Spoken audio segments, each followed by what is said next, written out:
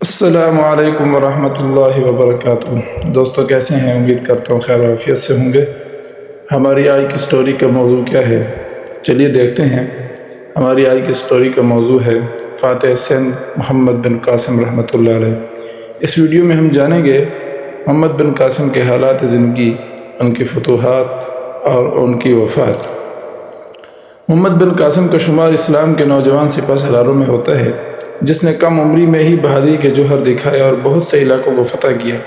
ان کی فتوحات کے سبب سندھ باب الاسلام کہلایا۔ مسلمان فاتحین جہاں کہیں بھی گئے وہ اپنی حدود سلطنت کو وسیع کرنے یا وہاں کے وسائل پر قبضہ کرنے کے لیے نہیں گئے، بلکہ مفتوحہ علاقوں کے لوگوں کو ان کے حکمران طبقوں کے ظلم و جبر سے نجات دلانے کے لیے گئے، یا وہاں پر موجود سازشی عناصر جو اسلامی حکومت کے خلاف وہاں کے حکمرانوں سے مل کر سازشوں میں مصروف تھے ان کی سرکوبی کے لیے گئے۔ محمد بن قاسم بھی انہی فاتحین میں سے ایک ہیں۔ ان کی پیدائش 75 ہجری 694 عیسوی میں ہوئی۔ ان کا تعلق طائف کے قبیلے بنو ثقیف سے تھا۔ ان کے والد محمد قاسم بن یوسف اپنے قبیلے کے ممتاز افراد میں شمار ہوتے تھے۔ ان کے چچا حجاج بن یوسف عراق کے گورنر تھے تو ان کے والد بصرہ کے حکمران تھے۔ یہ 5 سال کے تھے کہ ان کے والد کا انتقال ہو گیا۔ ان کی ابتدائی تربیت بصرہ میں ہوئی۔ اہم کارنامے: ولید بن عبد الملک کے زمانے میں ایران میں کردوں نے بغاوت کر دی۔ بغاوت کے خاتمے کے لیے محمد بن قاسم کو ذمہ داری دی گئی۔ انہوں نے نہایت بہادری کے ساتھ اس بغاوت کا قلع کما کیا۔ اس پر ان کو شیراز کا گورنر بنایا گیا۔ اس وقت ان کی عمر صرف 17 برس تھی۔ اسی سال سندھ کی مہم پر ان کو سپہ سالار بنا کر بھیجا گیا۔ اس مہم میں محمد بن قاسم نے سندھ کے بیشتر علاقے فتح کیے۔ یہ فتوحات کا سلسلہ ملتان تک جا پہنچا۔ ان فتوحات کا دورانیہ تقریباً 4 سال پر مشتمل تھا۔ انہوں نے مفتوحہ علاقوں میں ایسے نظام حکومت کی بنیاد ڈالی جس نے انصاف تک لوگوں کی رسائی آسان ہو گئی۔ مذہبی رواداری کی پالیسی اختیار کی۔ ان کے حسن سلوک، اعلیٰ اخلاق اور حسن تدبیر سے سندھ کے عوام ان کے گرویدہ ہو گئے۔ فتوح البلدان کے مصنف لکھتے ہیں کہ محمد بن قاسم انتہائی خلیق، ملنسار، باہمت و بامروت، ہر ایک سے محبت سے پیش آتے، عام زندگی میں لوگوں کے غم بانٹتے۔ انہی خوبیوں کے بنا پر سندھ کی عوام ان کے گرویدہ ہو گئے۔ جب وہ سندھ سے رخصت ہونے لگے تو ان کے جانے پر اہل علاقہ نے افسوس کا اظہار کیا، یہاں تک کہ جب ان کی وفات کی خبر ملی تو شہر کیرج کے ہندوؤں اور بدھوں نے اپنے شہر میں ان کا ایک عظیم مجسمہ بنا کر ان کی عقیدت کے لیے ان کو تعظیم پیش کرنے لگے۔ مکران مسلمانوں کے قبضے میں تھا۔ سن 703 عیسوی میں کچھ لوگ مکران کے گورنر سعید بن اسلم کو قتل کر کے راجہ طاہر کے پاس پناہ گزین ہو گئے۔ جب حجاج بن یوسف نے، جو اس وقت عراق کا گورنر تھا، ان کی واپسی کا مطالبہ کیا تو اس نے انکار کر دیا۔ تاریخ دان طبقہ سندھ پر حملے کی وجوہات میں ایک وجہ یہ بھی بتاتا ہے کہ لنکا کے راجہ نے حجاج کی دوستی حاصل کرنے کے لیے لنکا میں مقیم عرب تجار کی چند لاویس لڑکیاں اور بیش قیمت تحائف حجاج کو بھیجے۔ یہ جہاز ساحل کے ساتھ ساتھ آ رہے تھے کہ دیبل کے بحری قزاقوں نے انہیں لوٹ لیا۔ ایک مسلم لڑکی نے حجاج کو دہائی دی۔ حجاج کو اس کی اطلاع ہو گئی۔ اس نے سامان کی واپسی اور لڑکیوں کی رہائی کا مطالبہ کیا تو طاہر نے جواب دیا کہ بحری قزاق خود مختار ہیں۔ محمد بن قاسم اس وقت نوجوان تھا اور اس کی عمر صرف 17 برس تھی، مگر وہ ایک بہترین قائد تھا اور انتظامی امور پر گہری نظر رکھتا تھا۔ فن سپاہ گری اور شجاعت میں اعلیٰ مقام رکھتا تھا۔ سن 711 عیسوی میں حجاج نے اسے 12,000 کا لشکر، جس میں 6,000 شامی اور 6,000 عراقی فوجی تھے، موت دے کر موسم خزاں میں خشکی کے راستے سے بھیجا اور اسے اب اگلے اقدام کے لیے اپنی ہدایت کا پابند بنایا۔ اس کے لشکر جرار میں پتھر برسانے والی ایک منجنیق بھی تھی جس کا نام عروس تھا۔ کہا جاتا ہے کہ اس منجنیق کو حرکت میں لانے کے لیے 500 افراد مامور تھے۔ فوج کا ضروری جنگی اور غذائی سامان بحری راستے کے ذریعے محمد بن قاسم کے لشکر کے ساتھ دیبل پہنچا، جو اس وقت بندرگاہ تھی۔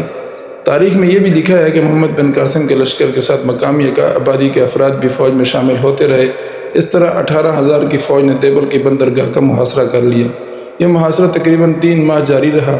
مقامی لوگ جو دیبل کے قلعے میں محصور تھے، ان کا خیال تھا کہ جب تک قلعے کے مندر کے کلس پر جھنڈا لہراتا رہے گا وہ شکست نہیں کھا سکیں گے۔ جب محمد بن قاسم کو ان عقائد کا پتہ چلا تو اس نے عروس کے ذریعے پتھر برسانے کا حکم دیا، جس سے کلش ٹوٹ کر جھنڈے کے ساتھ نیچے آ گرا۔ اب شہر کے لوگوں کی ہمت پست ہو چکی تھی اور مسلمان فوج کی ہمت بلند ہو گئی، جس کی وجہ سے وہ قلعے کی جانب زیادہ جوش و خروش سے بڑھنے لگے۔ دیبل فتح کرنے کے بعد محمد بن قاسم نے نیرون اور سیستان فتح کیا، اس کے بعد سہمن فتح کیا، اور حجاج کی ہدایات موصول ہوتے ہی راجہ داہر سے مقابلے کے لیے اروڑ کی جانب روانہ ہو گیا۔ اس دوران عراق سے بھی 2000 کے لشکر کی کمک جو کہ تازہ دم تھی اروڑ پہنچ چکی تھی۔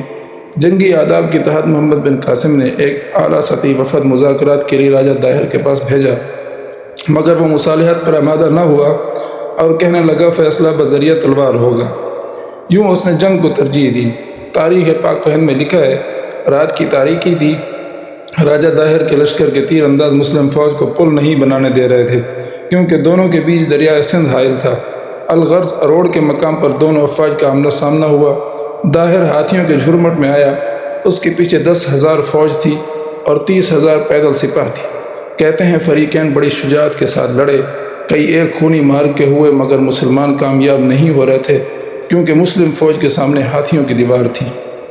تب انہوں نے بارود کو آگ لگائی، جس کے سامنے ہاتھیوں کی دیوار مٹی کی طرح ڈھہ گئی۔ راجہ داہر کی فوج بد حواس ہو کر بھاگی، خود راجہ داہر کا ہاتھی بھی بدک کر بھاگا اور ندی میں کود پڑا۔ مسلمانوں نے ہاتھی پر تیر برسانے شروع کیے۔ فیل بان نے ہاتھی کو اٹھایا، مگر وہ سیدھا قلعے کی طرف بھاگا۔ داہر کی فوجوں نے برابر مقابلہ کیا، کئی سردار بے جگری سے لڑے مگر مارے گئے۔ یہ دیکھ کر راجہ داہر کی ہمت بڑھی اور وہ پیدل ہی میدان جنگ میں وارد ہو گیا، اور آخر کار وہ بھی مارا گیا۔ یہ دیکھ کر راجہ داہر کی ایک رانی 15,000 سپاہیوں کو لے کر قلعے میں محصور ہو گئی، لیکن جب اس نے دیکھا کہ اب شکست ہو چکی ہے تو جوہر کی رسم ادا کرتے ہوئے اپنی زندگی کا بھی خاتمہ کر لیا، اور اروڑ بھی مسلمانوں کے ہاتھ آ گیا۔ اس عظیم فتح کے بعد محمد بن قاسم برہمن آباد پہنچا۔ راجہ داہر کا بیٹا جے سنگھ یہاں حکمران تھا۔ یہاں بھی ہندو فوج قلعہ بند ہو کر مقابلہ کر رہی تھی۔ کہتے ہیں کہ جے سنگھ اس معرکے میں شریک نہیں تھا۔ شہریوں نے محاصرے سے تنگ آ کر قلعے کا دروازہ کھول دیا۔ مسلم فوج شہر میں داخل ہو گئی۔ داہر کی ایک بیوی لاڈی یہاں موجود تھی، جسے محمد بن قاسم نے اپنے نکاح میں لے لیا۔ اروڑ داہر کے دوسرے بیٹے کے قبضے میں تھا، جس کا نام گولی تھا۔ اس نے بھی چند روز محمد بن قاسم کا مقابلہ کیا، آخر راہ فرار اختیار کی، اور یہ قلعہ بھی مسلمانوں کے ہاتھ فتح ہو گیا۔ دوستو، آگے چلنے سے پہلے ایک گزارش کروں گا کہ اگر آپ اس چینل پر نئے ہیں تو ہماری چینل کو لائک اور سبسکرائب لازمی کیجئے گا، اور کمنٹ میں اپنی رائے کا اظہار ضرور کیجئے گا۔ اس کے بعد محمد بن قاسم نے ملتان کی جانب پیش قدمی کی، کیونکہ اس وقت ملتان سندھ کا حصہ تھا اور مذہبی طور پر بدھوں کا بڑا مرکز تھا، اور ان کا تیرتھ بھی۔ یہاں کے بدھ قدے میں بے شمار دولت تھی جو مسلمانوں کے قبضے میں آئی۔ بلازری کے بیان کے مطابق 18 گز لمبا اور 10 گز چوڑا ایک کمرہ صرف سونے سے بھرا ہوا تھا جو مسلم فوج کو ملا۔ اس سرزمین کو اس وقت مرکزی حیثیت حاصل تھی۔ سندھ کے اکثر شکست خوردہ حکمرانوں نے مشورہ دیا کہ قلعہ بند ہو جاؤ، چنانچہ مسلمانوں نے کئی ہفتے بلکہ مہینوں تک محاصرہ کیے رکھا۔ چرچ نامے میں لکھا ہے کہ دوران محاصرہ ایک ملتانی پکڑا گیا، جس نے مسلم فوج کو قلعے میں پانی کی سپلائی بند کرنے کا مشورہ دیا۔ تدبیر کارگر ثابت ہوئی، دروازہ کھل گیا اور انہوں نے مسلمانوں کی اطاعت قبول کر لی۔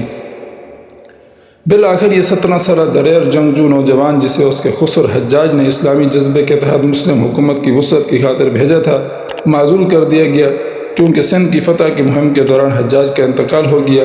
پھر خلیفہ اسلام کا بھی انتقال ہو گیا۔ اس کی جگہ سلیمان خلیفہ بنا، جس کے بارے میں کہا جاتا ہے کہ سلیمان حجاج کا سخت مخالف تھا، کیونکہ حجاج سلیمان کے خلیفہ بننے کے حق میں نہ تھا۔ اس نے سلیمان کی جگہ یزید بن محلب کو عراق اور مشرقی علاقوں کا نائب السلطنت مقرر کیا۔ ان حالات میں محمد بن قاسم کا زوال ہوا، اسے قید میں ڈال دیا گیا اور پھر یہیں اس کا انتقال ہو گیا۔